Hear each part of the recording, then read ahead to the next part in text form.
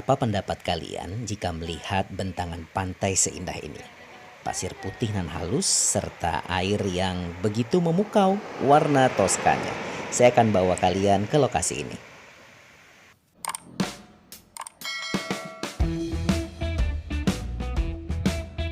Ini adalah gate atau gerbang bagian depan ketika kalian memasuki kawasan dari Desa Pagarjaya, bagian dari Punduh Pidada, Kabupaten Pesawaran, Provinsi Lampung. Untuk mengakses ke lokasi ini, kalian tinggal mengikuti jalan arah ke Teluk Kiluan. Jadi aksesnya sudah saya mulai bersama teman-teman dari Bandar Lampung menuju ke arah Kiluan, baru nanti berbelok ke arah kiri untuk ke lokasi ini. Kalau secara peta terhitung 3 jam 27 menit. Itu secara peta. Hitungan Google tidaklah sama dengan akses yang pengunjung lakukan jika melalui jalan ini, karena jujur saja untuk pantai seindah tadi bukanlah hal yang mudah. Ada usaha yang harus kalian lakukan. Apa saja usahanya? Ikuti jalan ini. Nah, ini adalah balai desa di mana Desa Pagarjaya, Kecamatan Punduh Pidada. Dari desa tadi kami break sebentar sebelum akhirnya kami menempuh kembali yang menurut warga lokal lebih kurang membutuhkan waktu 1 jam dengan rute jalan seperti ini. Jadi sebenarnya rute ini tidaklah jauh, hanya saja akses jalan menuju Teluk Hantu itulah yang memakan waktu jadi cukup jauh. Jadi saya biarkan rekan saya Fatih untuk mengambil gambar, memegang ponsel dan merecord jalan yang kami lalui. Karena jujur saja ini adalah kali pertama saya dan teman-teman penasaran dengan spot Teluk Hantu, dan kami ingin mengunjunginya secara langsung. Jadi tidak ada pemberitahuan atau tidak melalui arahan siapapun. Kami mengikuti jalan ini hanya bertanya dengan beberapa warga yang kami temui, termasuk warung di mana kami berhenti dekat dengan kawasan atau lokasi dari balai desa atau kantor kepala desa Pagarjaya yang tadi saya tunjukkan gambarnya di awal. Sebenarnya yang membawa saya dan teman-teman tandang ke Teluk Hantu itu semua karena penasaran. Kita ingin tahu seperti apa wujudnya Teluk Hantu.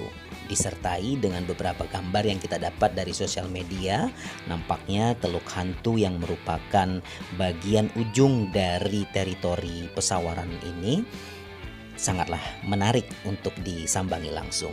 Tapi rutenya memang seperti ini. Jalannya masih rusak. Saya juga nggak tahu apakah sebelumnya lebih baik dari ini. Tapi beberapa warga yang kami temui dan juga tadi kita sempat singgah di warung untuk membeli beberapa makanan seperti itu, menjelaskan bahwa kondisi jalan ini selalu rusak. Pernah diperbaiki beberapa kali tetapi tetap rusak. Mungkin saja karena kontur tanahnya atau karena memang akses jalan ini bersinggungan langsung dengan bibir pantai sehingga memudahkan untuk cenderung lebih cepat rusak ketimbang bertahan lama setelah direnovasi begitu ya, setelah diperbaiki. Tapi memang kondisi ini yang membuat akhirnya teman saya nih Patih agak kesulitan memegang ponsel karena rute jalannya yang memang ya begitulah. Dan belum lagi kalau kita berpapasan dengan roda 4 lainnya, cukup harus menahan diri bahwa salah satu dari kendaraan roda 4 harus ada yang mengalah, menepi begitu, atau mundur sejenak untuk mempersilahkan kendaraan lain. Nah, menyenangkannya adalah sepanjang perjalanan kita bisa melihat akses pantai di sebelah kiri dari kemudi saya. Jadi bisa melihat gugusan Pulau Legundi dan juga bentangan pantai yang indah sekali. Jadi bisa dikatakan bahwa ini adalah hiburan di antara jalan yang berlubang besar sekali. Saking besarnya bisa budidaya ikan di situ ya. Dan saya tidak membayangkan kalau misalnya akses ini dilakukan ketika musim hujan, akan sangat licin sekali. Sementara Kalau misalnya dilakukan dengan akses roda 2, ini mungkin memadai sekali karena bisa memilih jalan yang lebih baik. Tapi karena saya dan teman-teman membawa roda 4 dan saya yang bertindak sebagai kemudi dari perjalanan ini, nah kita berpapasan dengan mobil lain nih. Jadi mobil lain harus berhenti sebentar karena singgungannya begitu dekat ya. Jadi karena aksesnya seperti ini, saya pun tidak ada pilihan lain kecuali kalau kalian datang ke sini dengan roda 2 begitu. Dan rata-rata lebih baik, tapi di beberapa bagian memang lubangnya begitu besar-besar dan belum termasuk tanjakan curam atau turunan yang juga curam. Sementara akses jalan nih bebatuan bercampur dengan pasir dan juga ada kubangan-kubangan di beberapa tempat. Baiklah, saya cukup menceritakan 5 menit untuk proses jalan, walaupun akses jalan tadi lebih kurang 1,5 jam dengan kondisi seperti itu. Dan kita sampai saat ini di kawasan Teluk Hantu. Saya perlihatkan ke kalian semua betapa indahnya lokasi ini. Lihat, pasirnya putih, lalu debur ombak yang begitu indah, dan juga warna airnya yang bergradasi antara biru dan hijau toska. Indah sekali. Dan saya akan biarkan kalian, termasuk saya, beristirahat sebentar melihat betapa indahnya lokasi ini. Saya akan tinggalkan kalian dengan view seperti ini.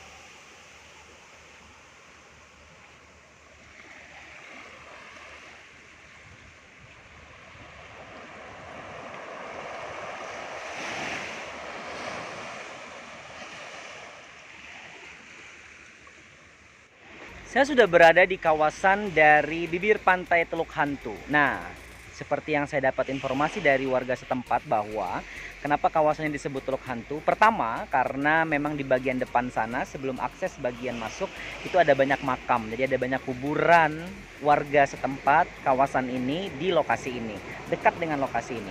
Yang kedua, spot ini memang berada di pinggir dari teritori kawasan pesawaran. Jadi kata-kata Teluk Hantu itu bisa dikonotasikan sebagai sesuatu yang terpencil, sesuatu yang paling ujung, dan sesuatu yang bagian terdepan dari sebuah kawasan kabupaten. Kalian bisa lihat di bagian belakang sana, kawasan ini indah sekali. Cuma saya hanya sedikit saran bahwa kawasan ini akan lebih indah lagi kalau ditunjang dengan infrastruktur sebuah jalan yang memadai. Jalannya aduhai sekali. Kalian lihat sendiri bagaimana saya mengambil gambar kondisi jalan di sepanjang jalan yang saya lalui, yang merupakan satu-satunya akses ke kawasan ini, Teluk Hantu. Spotnya indah sekali, pasirnya bersih betul, lembut sekali, dan ombaknya juga keren. Saya membayangkan ini juga bisa untuk surfing, bisa untuk kano, bisa untuk kegiatan-kegiatan masyarakat ataupun wisatawan, para tamu dari dalam kota, bahkan mungkin mancanegara, karena memang indah sekali kawasan ini. Tapi memang perlu penataan dan penambahan infrastruktur yang memadai, yang sesuai begitu ya dengan kawasan ini.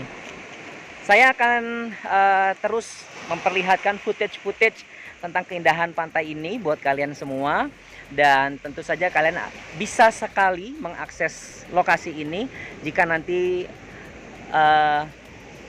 PPKM atau kegiatan-kegiatan pembatasan dari kegiatan masyarakat sudah dilonggarkan. Kalian harus coba ke sini karena ini memang something hidden paradise in Lampung. So that's why Lampung is the treasure of Sumatra.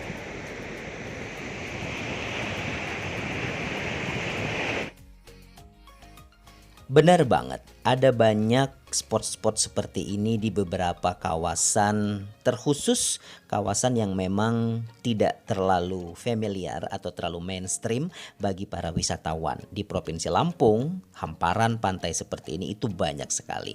Tapi kembali, akses menuju tempat-tempat seperti ini yang memang perlu perbaikan.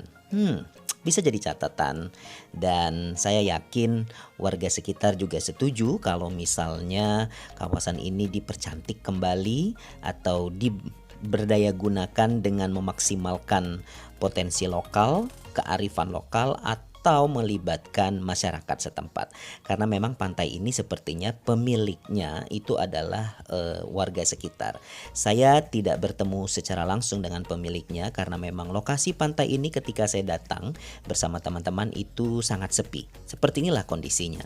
Dan tidak ada satupun orang yang bisa kami tanyai selain pada bagian depan tadi kita bertemu dengan beberapa orang warga lokal yang juga tidak banyak memberikan informasi. Tapi lumayan, saya dan teman-teman sedikit bisa menghibur diri setelah melalui proses jalan yang aduhai luar biasa.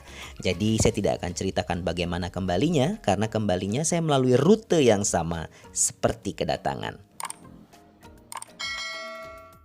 Jadi sebelum kalian menguji nyali untuk datang ke lokasi ini, silahkan nikmati apa yang saya dapat dan saya persembahkan buat kalian.